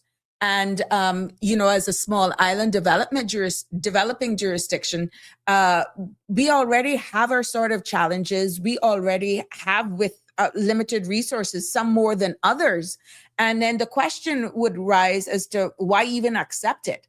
And we are seeing where it's almost bartering, trading, trying to be on the good side of the United States. At the end of the day, perhaps for diplomatic ties, economic incentives, maybe they need that, or just humanitarian duty is some of the reasons that could actually be the reason that they have settled for that. But at the end of the day, with these diplomatic relationships for being one of the jurisdiction to take these asylum seekers, they're probably strengthening their ties with the US through their cooperation and being willing to do that. And it also can also lead them into possible aid packages or investments or even the whole support in these migration. And then maybe it's just outright bottom line of humanitarian responsibility. But then there are some potential threats where national security could be concerned. I know it does, Damian Charles, in real time. So I'm just trying to help you. When you look at national security risk for this, you can't play a blind eye to this being a reality, that what would be the screening and vetting of these asylum seekers could actually strain already limited resources of these small island developing states. And there is a true risk of infiltration of criminal networks and extremist elements as well. And then you look at all the dynamics of the cultures of that jurisdiction, and what we find in small population countries like ours and these jurisdictions, they may actually struggle with absorbing this sudden influx of people. And it could also provide or pose pressure on even their healthcare systems and employment. So, but at the end of the day, there is political sensitivity that is afoot as well. And citizens may question whether or not, their leaders are prioritizing local needs over external agreements. We don't know. This is why open dialogue is key in situations like this. Now, for us here in the Cayman Islands and, of course, the wider Caribbean, this raises a possible question. We're not CARICOM full member states, so just extrapolate us, but it's still a wider question. How prepared are we to manage? Because we have said that, manage human migration if external powers shift asylum responsibilities onto small jurisdictions. We got to look at that, and at the end of the day, for small island development jurisdictions, migration inflows will actually put the test of resilience. And it is what it is, a fragile economies that could lead into destabilization. So these are all the things that we need to consider for this. And who else may be actually finding themselves up against a wall that may actually say, hey, I'll take them in. So we have to just keep looking at it in a wider scope of things. But that is what's happening in our region. And I hope I was able to expound on that, giving you some reasons as to why they may have actually opted to do that. Anything can be used as a weapon, including vehicles, White said. And an e-bike that goes through 25 miles an hour should be registered as a regular bike. I see you're very busy. Have a nice one. Yep. So Damian Charles, Sabrina, just an FYI, the searches on Google and AI changes every 72 hours. Well, I was, like I said, just giving the information in real time based on as I had it, because I wasn't just going to go fly off the top. And at the end of the day, it's all about giving you the most recent information. And that's why laws and policies change based on the day. So yeah, it is what it is. But Damien, those islands are on the gray list for years and did not comply. So exactly, that plays into exactly what I'm trying to say, Damien. Maybe it's a trade-off. We don't know. Yeah. Jimbo is saying, Damien Charles, 1910 to 1920, courts began saying vehicles could be used as a deadly weapon. Oh, really, Jimbo? Yeah, and Damien is saying, you can see, I didn't realize that. I'm aware of that. That's why ICE agents felt threatened. She would not stop or comply. Oh, that's going back based on the video. Yeah, so there we go. This is what, again, I tell you, we are entitled to our opinions and we're sharing of information here in real time. And things change. They're very fluid. We're seeing what's happening. We're seeing what's happening regionally and around the world. And the mere fact that it's evoking emotions of what we're seeing displayed, not only locally, but also around the world. We're seeing the comments. And yes, I do read comments on a lot of the posts to get a sense of exactly what people are feeling. And it should say then that everybody, especially in the Western Hemisphere, is wide awake. Now, I know I didn't get into the full, I would say, meat and potatoes of what I wanted to deliver, because we're hearing a lot about these terms of NATO. We're hearing, but what if China was the ruler? We're in the Western Hemisphere. We're seeing Russia taking up precedence and all this sort of stuff, or taking up space and all that sort of stuff. Who would you prefer to be ruled by if it was a real stronghold player in the Western Hemisphere? I wanted to break that down for you and just break down the Monroe Doctrine and compare it to then versus what we're feeling now. And I feel I will actually, in a consolidated format, bring that to you tomorrow, because I think it's that important that we understand exactly what's afoot, what's happening, and to keep us informed of really everything that's going on. Now, of course, in real time, we had that video. We saw what happened there with ICE that can change the trajectory of the conversations. And we've seen the comments that you've had here in the Cayman Islands, where law enforcement officers executing their duties obviously felt that they're at risk. And we saw where one commenter said that a police officer was charged for shooting someone in the hand to avoid another person getting stabbed. So again, at the end of the day, it all depends on the cultures, the laws that governs a jurisdiction. But what we're seeing when Denny actually makes the comments about remaining silent, the Bill of Rights, your constitutional rights and all that sort of stuff, and it plays into speaking and the importance of speaking out. The more we remain silent, the more diluted it would appear.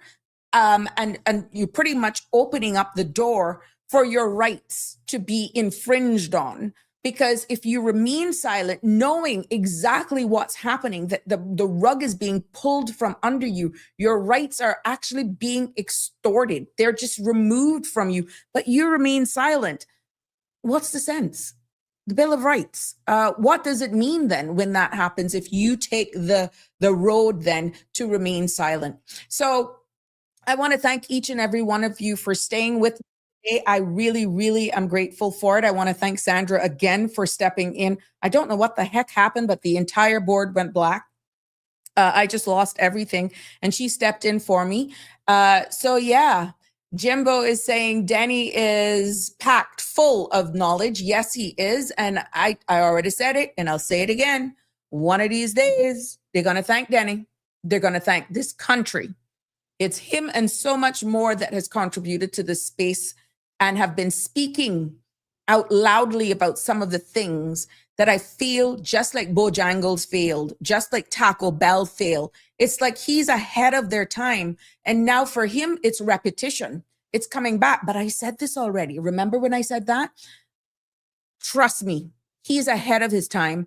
And now there's a platform that we're going to unearth a lot of stuff. We're going to be bringing up some conversations that are topical, that are emotive. And I can see by the feedback, some of you may even get ticked off at how it's presented, but that's okay. That's what it's for. At least somebody had the fortitude to get it started. Somebody has been doing the research. Somebody's trying to educate the community. It's here for you to take it up, right? You can take the horse to the river, but you can't make. But the good thing about these spaces, you can always go back and watch us. It has been a pleasure bringing you another episode of Sabrina Speaks. My time is up for this evening. I look forward to being back here with you tomorrow evening at 5 for another exciting episode where we'll continue exactly what I intended to cover today and add some more as well for your knowledge and information. It has been a pleasure. As usual, love you lots. God bless and have a good evening. That's a wrap for today's edition of Sabrina Speaks. Thank you for tuning in and for being part of the conversation. Remember, the dialogue doesn't stop here. Stay engaged, stay informed, and most importantly, stay empowered. We'll be back tomorrow at 5 p.m., same time, same place, right here on CMR TV and radio, where your voice matters and your truth is heard. Until then, Cayman, take care of yourself and each other. That's it for today's edition of Sabrina Speaks, where your voice matters, your story counts, and your truth is always welcome. Join us weekdays from 5 until 6:30 p.m. right here on CMR TV as we dive into the topics that matter most to you. Catch the show live or on demand at cmrtv.com. And don't forget to follow us on Facebook, YouTube, and Instagram so you never miss a moment. Until next time, stay informed, stay engaged, and always speak your truth.